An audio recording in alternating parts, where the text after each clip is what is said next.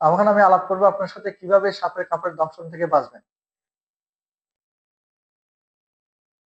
সাপ কিন্তু এমনিতে কামড়ায় না। সাপকে যদি আঘাত করেন সে নিজের প্রাণের বাঁচার জন্য, অথবা সাপকে যদি আঘাত নিতে পারেন তখন সে আপনাকে কামড় দিবে, এছাড়া কামড় দিবে না। সেজন্য আপনারা সাপের কামড় থেকে যদি বাঁচতে চান তাহলে যে সমস্ত জঙ্গল ঝোপঝাড় একদম মানে অন্ধকারচ্ছন্ন জায়গাগুলো চেষ্টা করবেন এড়িয়ে চলার জন্য। এই ইটের ভাটা, ইটে যারা কাজ করে, ইটের ভাটাতে কাজ করে সেখানে কিন্তু সাপ লুকিয়ে থাকে, চেষ্টা করবেন সেইগুলোতে অ্যাভয়েড করার জন্য। এবং গেলেও সতর্কতামূলক ভাবে আপনাদের সেখানে যেতে হবে। এই যে ধানের খড়ের গাদার মধ্যেও সাপ লুকিয়ে থাকে, খুব সাবধান। সেখান সেখানে সেগুলো আপনারা যদি নাড়াচাড়া করেন খুব সাবধানে নাড়াচাড়া করবেন।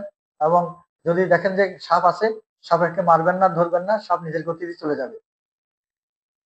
আর এটা যদি কোনো জঙ্গলে যেতে হয়, এভাবে লাঠি নিয়ে আগে আগে থেকেই এখানে একটা আওয়াজ দিবেন বা শব্দ করবেন যাতে সাপ যদি থাকে দূরে সরে যায়। কিন্তু আপনারা ওই যদি জঙ্গলে যান কোনো কাজ করতে হয় তাহলে সেখানে গামবুট পরে যাবেন, অবশ্যই স্যান্ডেল বা জুতা পরে যাবেন না। টাইট প্যান্ট পরবেন না, টাইট প্যান্ট পরলে কিন্তু কামড়টা সহজে আপনার এই চামড়ার মধ্যে গিয়ে মাংসে লাগবে, রক্তে মিশে যাবে। লুজ প্যান্ট পরবেন, লুজ প্যান্ট। হ্যাঁ, আপনারা গামবুট পরবেন।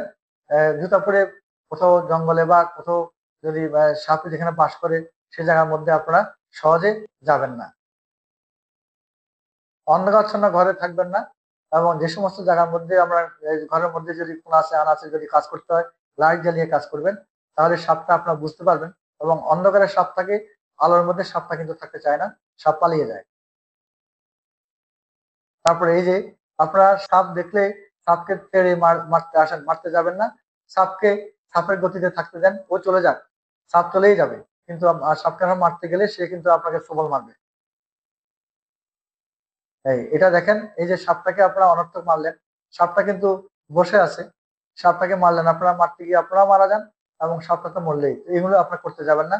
তো এভাবে চেষ্টা করবেন আপনারা আহ সাপকে রাগান্বিত না করে, সাপকে না মেরে, এবং সাপকে নিজের গতিতে চলে যেতে দেন, তাহলে সাপের কামড় থেকে আপনারা বাঁচবেন। তো আশা করি দর্শকবৃন্দ, সাপের কামড় সম্পর্কে বিস্তারিত আলোচনা করেছি আমি। আপনারা বুঝতে পারছেন যে সাপের কামড়টা যেমন বিষাক্ত হতে পারে, আবার সাপের কামড় দিলে সব সাপের মধ্যে আর বিষ থাকে না।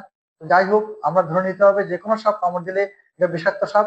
আমরা ফার্স্ট এড নিব ঘরের মধ্যে যেভাবে দেখিয়েছি আমি, এবং তারপরে গিয়ে আমরা হসপিটালে নিয়ে যাব। নিয়ে যাওয়ার পর ডাক্তার দেখবেন, ডাক্তার বুঝবেন যে এটা বিষাক্ত সাপ কিনা। যদি বিষাক্ত সাপ মনে হয় তাহলে ডাক্তার চিকিৎসা দিবেন।